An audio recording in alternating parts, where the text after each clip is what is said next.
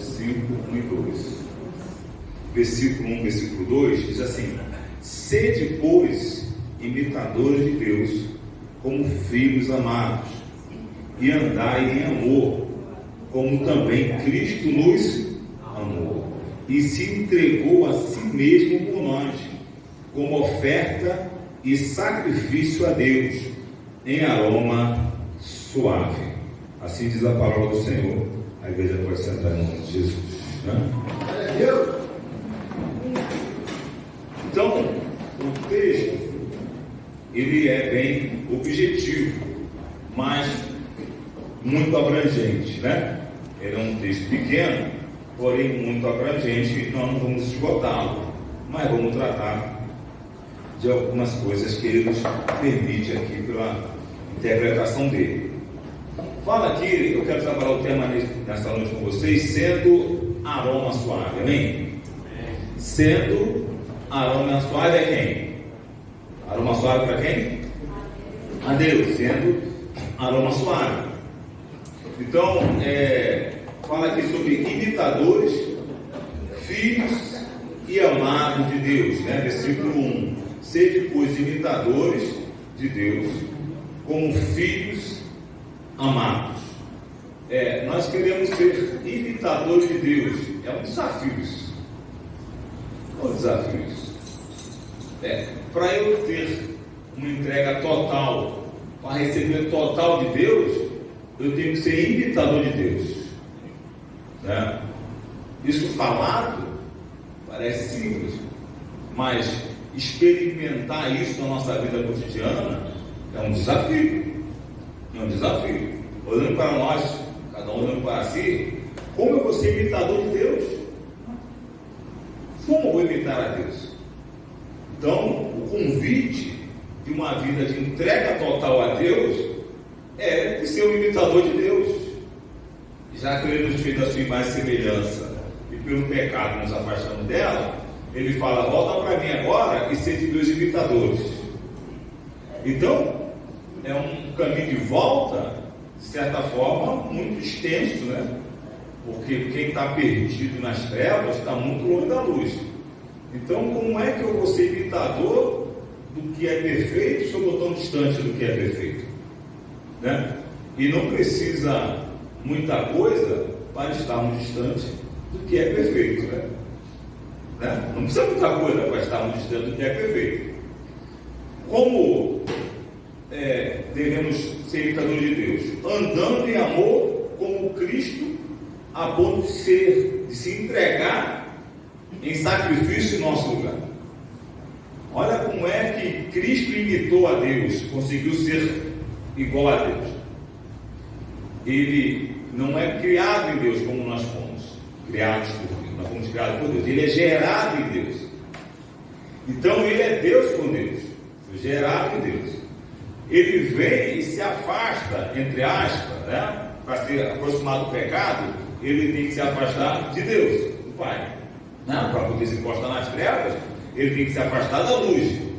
Olha que dimensão que o texto fala: sede, pois, imitador de Deus, como filho amado, e andar em amor, como também Cristo nos amou, a ponto de se entregar a si mesmo por nós, como oferta e sacrifício a Deus em aroma suave. Então ele se afasta de Deus, Pai, e vem para o mundo e vive nesse mundo no meio de pecadores, embora sem pecado, mas leva sobre si os nossos pecados, e assim ele consegue agradar a Deus com uma aroma suave. E o Senhor diz, Paulo fala dizer, sede imitador de Deus. Como é que você é imitador de Deus? Ele está falando como? Tendo uma vida de sacrifício agradável a Deus, como Jesus teve. E como Jesus teve uma vida de sacrifício agradável a Deus? Amando ao Pai e amando a nós a ponto de nos levar de volta para Deus. Então, a nossa vida de muita presa de Deus vai requerer de nós uma vida que se assemelhe à vida de Deus, que se assemelhe à vida de Cristo. E isso, irmão, abre portas para grandes realizações em nossas vidas. Porque aí não tem dimensão de acusação, não tem dimensão de coisas ocultas. mas nós estamos totalmente abertos, né? E visíveis, transparentes diante de Deus. Está tudo muito visível para Deus na nossa vida, e nós estamos muito em paz, e Deus está conhecendo a nossa vida por inteiro. Então, ser imitador de Deus é um desafio, que o exemplo que Ele nos dá é seu Filho, que entregou a sua vida por nós. E isto foi recebido por Deus como aroma suave, a entrega de Cristo.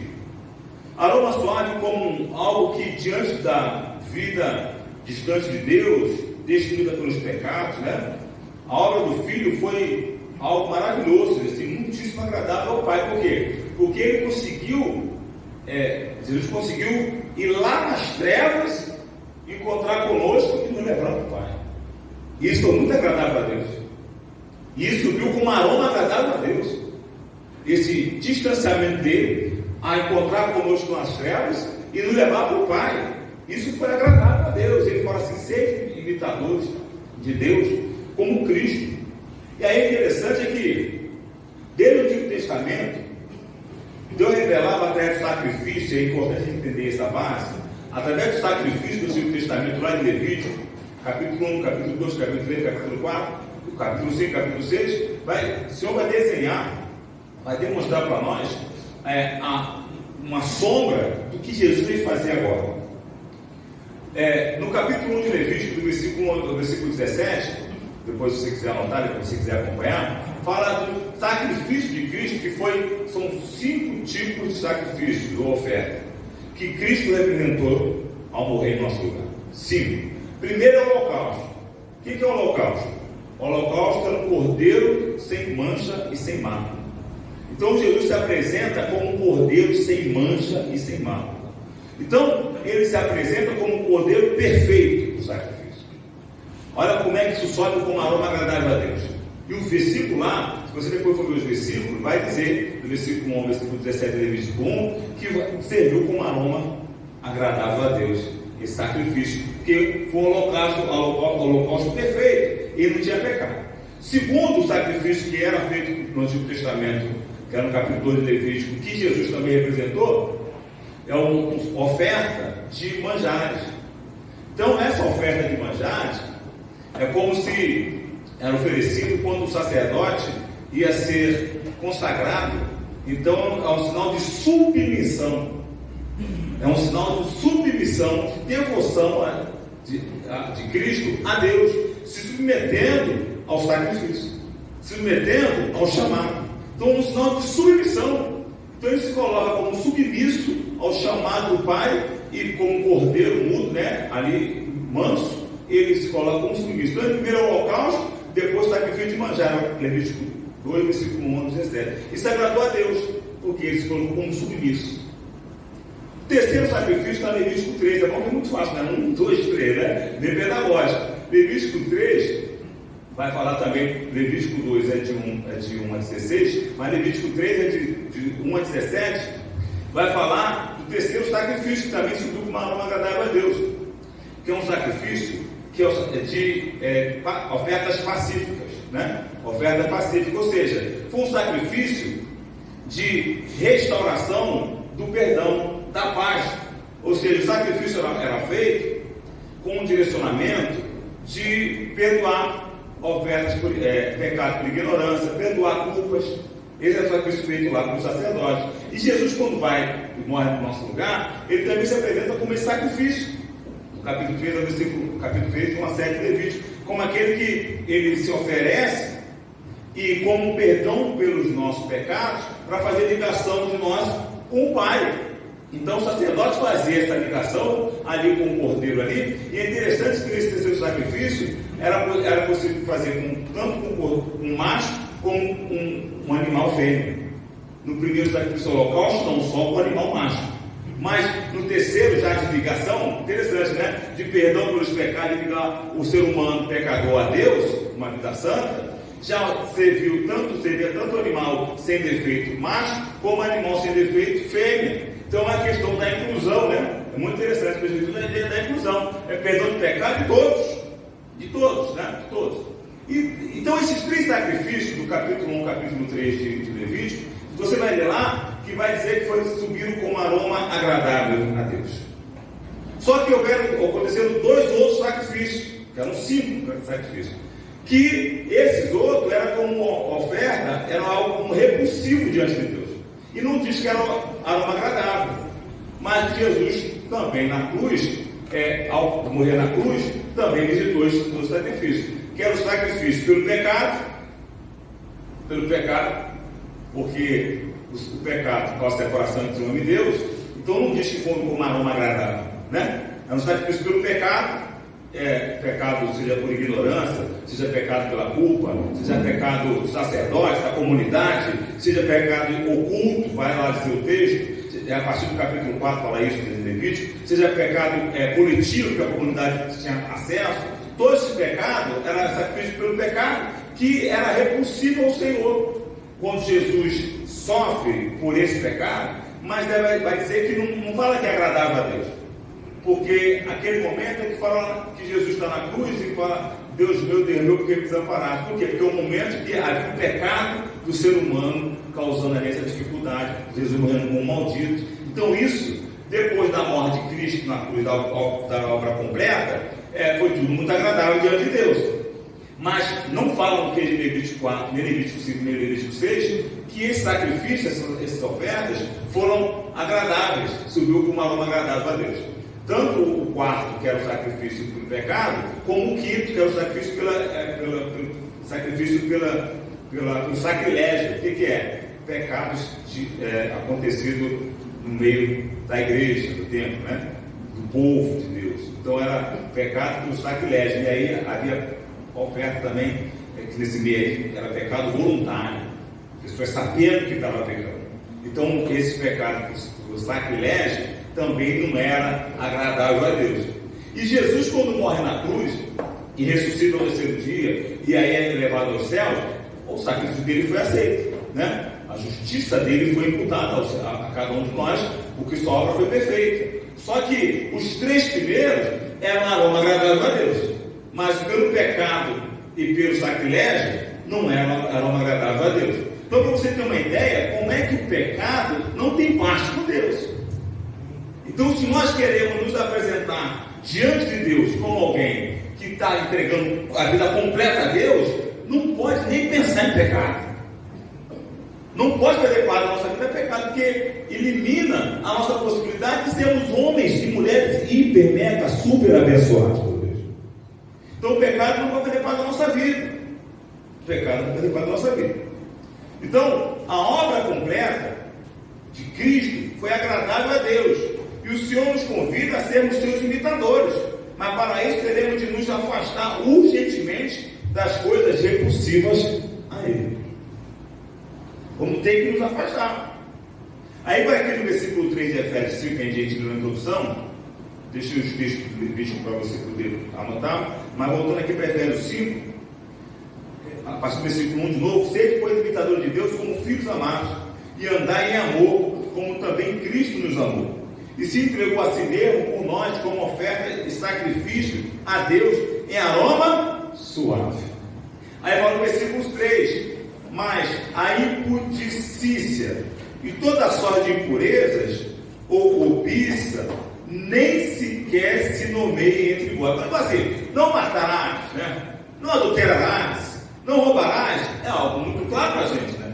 E a gente entende que fugindo disso ainda está bem próximo de Deus, não é isso?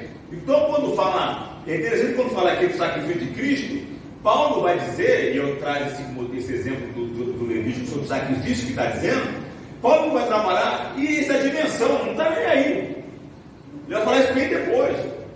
Ele está falando aqui de coisas que parecem menores, e que muitos homens e mulheres de Deus, por vaguear nesse campo, tem um bloqueio de uma vida santa diante de Deus. Tem um bloqueio de portas abertas diante de Deus. Porque pode ser entendido nesse mundo como caretice observar essas questões. Mas o versículo 3 fala: impudicícias, impurezas e cobiça. O inimigo de nossas almas, Satanás, por meio destes pecados, busca destruir a obra de Deus e seus filhos, né? Porque outra coisa maior do que essa, não, isso é do inimigo, né? Não, isso aí matou, adulterante é do diabo, isso aí não, né? Mas a impureza, a imoralidade, a cobiça, né? O 10º mandamento, cobiça, né? Não cobiçarás a mulher do próximo, não cobiçar a casa do próximo, não vai cobiçar, e começa com casa, né? E começa com bem, né? Não vai cobiçar nada do próximo, vida, coisa nenhuma. Vai confiar em Deus e o que é teu, Deus vai enviar.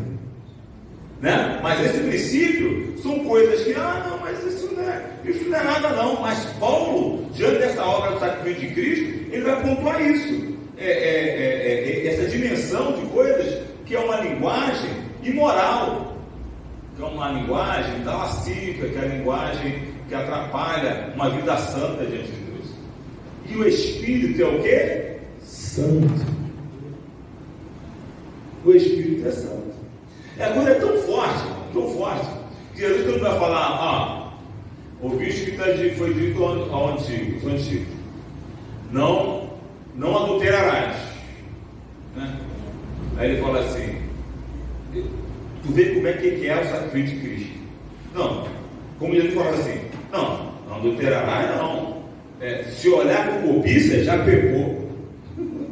Para tu ver. Né? Não adulterarás não. Se olhar,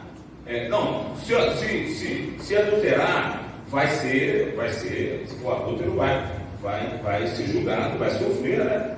Aí ele fala, não, vai ser julgado, só se olhar impuro já está sendo julgado.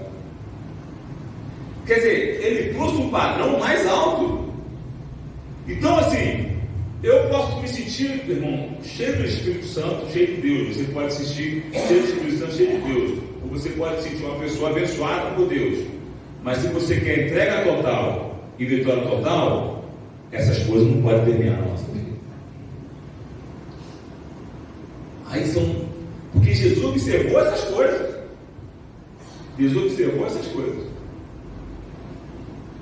Vai trabalhar aqui o versículo 4, fala assim, nem conversação torpe, nem palavras vãs ou chocarrices, coisas essas inconvenientes, né? Parece coisa simples, coisas essas inconvenientes. Qualquer discussão obscena e degradante ou leviana, suja, como piadas espirituosas e imorais, todas elas destroem uma vida santa e o testemunho de um homem ou de uma mulher de Deus.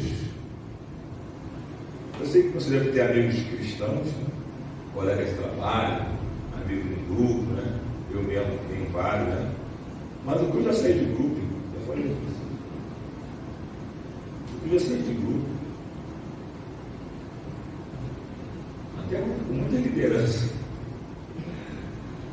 O que eu quero é minha bênção. Eu quero minha bênção. Às vezes você fica constrangido, né? Eu achei que tinha descoberto como sair de grupo sem você perceber. Depois vi que todo mundo soube você. Não, ali na internet, quando entra aqui, assim, por esse caminho tal, tu sai. Aí sai os 3 grupos, depois os 3 aqui meteram os 3 grupos. Falei, não é por aí então. Então não existe esse negócio não. Né? Mas ainda bem que eu saí, né? Mas pelo menos eu saí, eu achei que. Eu fui enganado, mas não fui, né? Para mim foi bom ter saído. Estou um tempo para sair, falei, pô, como é que eu vou sair? Como é que eu vou sair? Aí fui no caminho lá e todo mundo ficou sabendo que eu vou sair. Né? Mas eu quero abrir a boca e falar no nome de Jesus. E se eu não falar no nome de Jesus, o poder de Jesus precisa estar presente. Eu não posso gerar dúvida naqueles que me ouvem. Eu não posso ser uma pessoa num lugar e outra pessoa em outro lugar. Deus tem promessa na minha vida, tem promessa na tua vida. Então a gente chega numa posição e a gente está feliz com o que Deus tem para nós. Mas a gente não experimentou o que é mais felicidade, a gente não experimentou o que é maior. E a gente fica muito feliz com o que a gente está. E eu vou falar para você que esse negócio funciona. Mesmo que você saber, se tu está tão feliz como Deus gostaria que tu estivesse no máximo, experimente os detalhes que você vai ver que tem coisa grande que tu anda na escrever. É andar separado.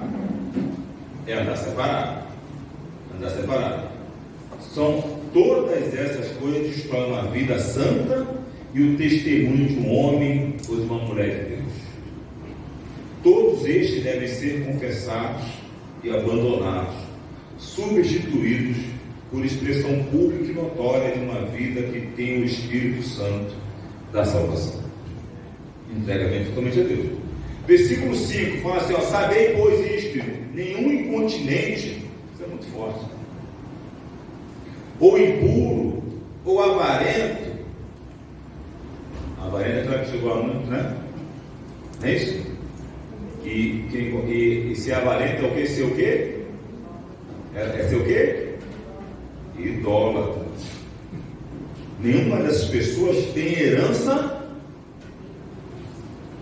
Fica assim: pô, eu quero ser próximo de Deus, ser imitador de Deus.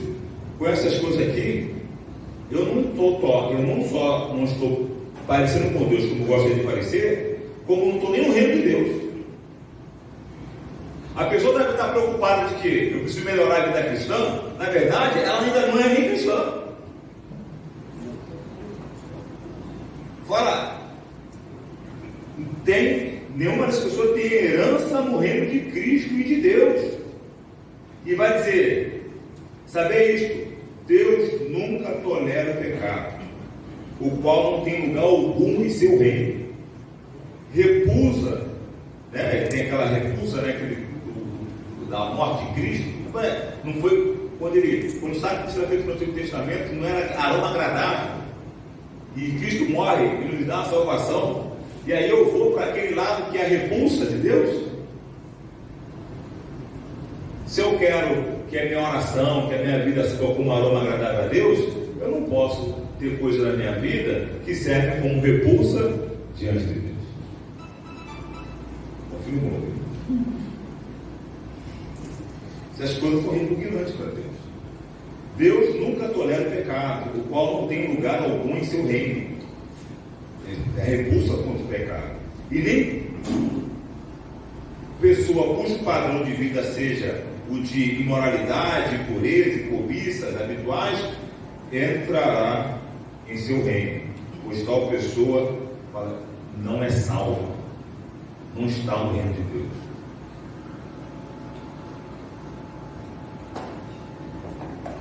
Primeira Coríntios 6, vamos lá, 1 Coríntios 6. 1 Coríntios 6, do versículo 9 ao versículo 11. Fala assim, 1 Coríntios 6, do 9 ao 11. Amém? Diz assim: ou não sabeis que os injustos não herdarão o reino de Deus? Pastor, mas eu pratiquei justiça. Tem perdão? Lógico, né? Todos nós temos nossas limitações. Mas isso aqui está falando o quê? De algo comum na vida da pessoa. Ou não sabeis que os injustos não herdarão o reino de Deus? Não vos enganeis. Paulo fala muito forte, né? Não vos enganeis. Parece até que muita gente está enganado com isso, né? Não vos enganeis, nem impuros, nem idólatras, que está idolatria tanto de imagem quanto avareza financeira, nem adúlteros, nem efeminados, nem sodomitas, nem ladrões, nem avarentos, nem bêbados, nem maldizentes, nem roubadores herdarão o reino de Deus. É interessante, né? Aqui ele fala efeminado e serve como sodomista, né? Serve do lado. Está dizendo o quê? Que a pessoa não vai correr, não vai ser salva. Pô, mas coitada da pessoa, né? Se é uma doença, né? Como é que a pessoa não vai ser salva? Né? Quando a igreja abre para dizer que não é pecado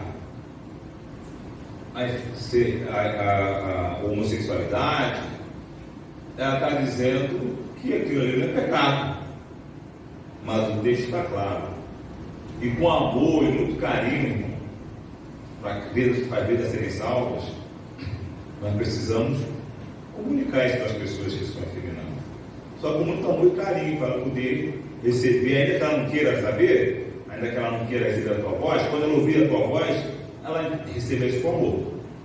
Estava falando com a minha filha hoje, ela estava falando comigo: pai, eu tenho um amigo aqui, um rapaz aqui que veio do Brasil, que tem problema nessa área aí. E aí Eu já falei para ele. Só que ele fala o seguinte: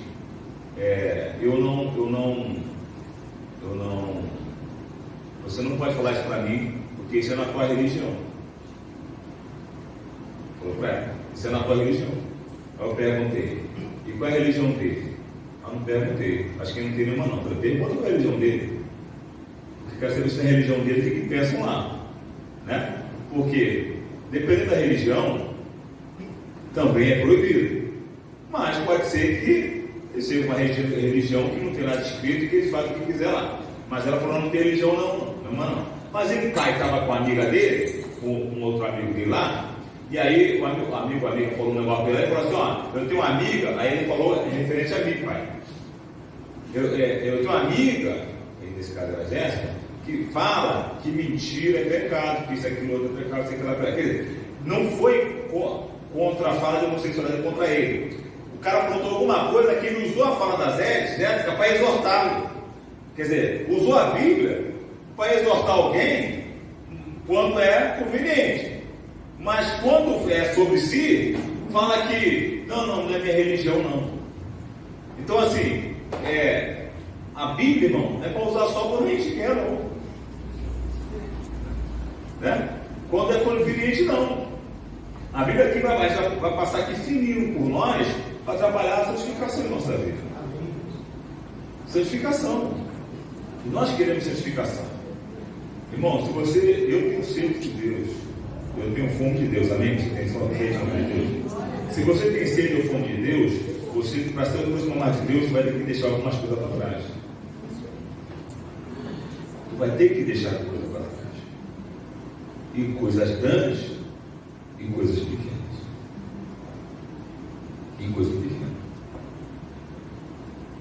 Coisas grandes e coisas pequenas. Gálatas capítulo 5, passa aí 2 livros. Gálatas capítulo 5 vai falar para nós, passar 2 Coríntios em Gálatas, capítulo 5, no versículo 17 a 21. Fala assim, 5, 17 a 21. Porque a carne milita contra o espírito contra a carne, em guerra, porque são opostos entre si, para que não façais o que é porventura seja do vosso querer, mas se sois guiados pelo Espírito, não está sob a lei. Ora, as obras da carne são conhecidas e são prostituição, impureza, lascívia, idolatria, feitiçaria, pastor, inimizade, que isso? Não, inimizade entra aqui no meio de prostituição, de idolatria. Do que tem misericórdia, que ele faz com todos, amém? Inimizade.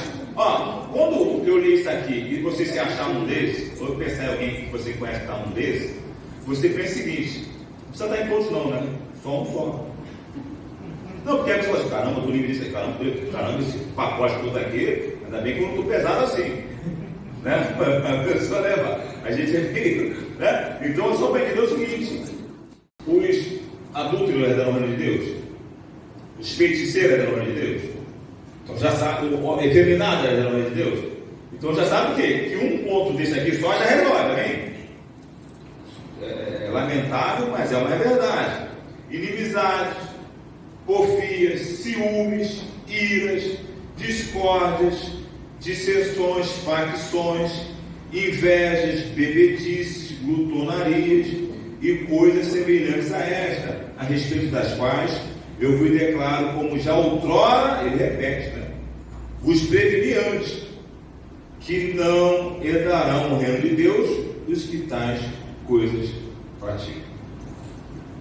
Não dá para ser imitador de Deus como fazendo parte de uma situação dessa. Não conseguimos ser imitadores de Deus, irmãos, porque o Espírito é o mesmo. O Espírito Santo guerreia contra o projeto da carne. O projeto da carne está debaixo de trevas, e o pai das trevas é Satanás. Então, ou a nossa vida está na luz, ou está nas trevas. 1 João 3, 9 e 10. 1 João 3, 9 e 10.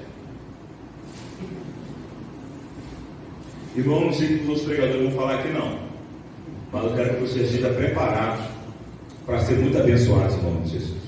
Amém. Para ser muito abençoados em nome de Jesus. 1 João 3, 9 e 10. A gente está trabalhando aqui, está bem na base. Posso ler? Todo aquele que é nascido de Deus não vive na prática de, pois o que permanece nele é a divina semente, é a virtude do Espírito que vem sobre a tua vida, e essa semente é divina, uma semente santa que vai crescer, né? A divina semente que vai crescer, vai crescer. Ora, esse não pode viver pecando, porque se está crescendo em santidade, não é isso? Não vai viver no pecado, porque é nascido de Deus.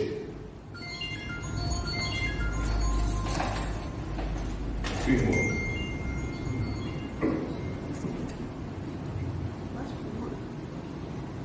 Nisto são manifestos os filhos de Deus e os filhos do diabo.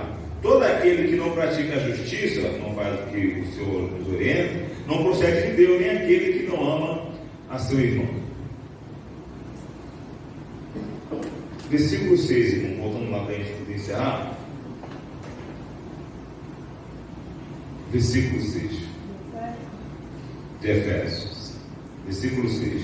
Ninguém vos ele fala isso direto.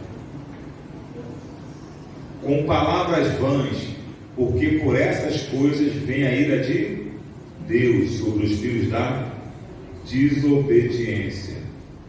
Irmão, é necessário querer morrer. Você não pode se auto-ressuscitar. Amém? Mas você pode se dar a morrer. Então, para ser ressuscitado tem que morrer.